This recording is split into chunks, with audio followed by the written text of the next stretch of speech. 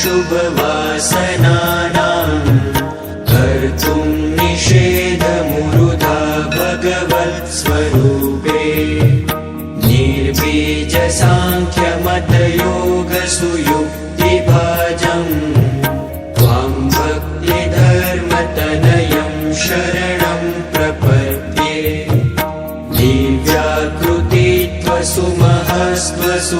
दिव्याकृतित्वसुमहस्त्वसुवासनानां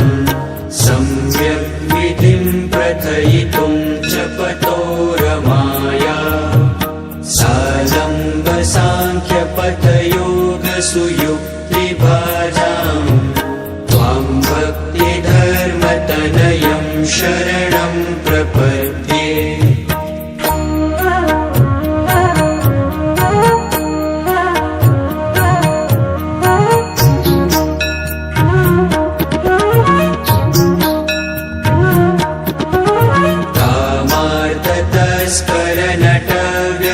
व्यसनीद्विषन्त स्वस्वार्थसिद्धिमिव चेतसि नित्यमेव नारायणं परमयैव मुदा स्मरन्तं त्वां भक्तिधर्मतनयं शरणं प्रपद्ये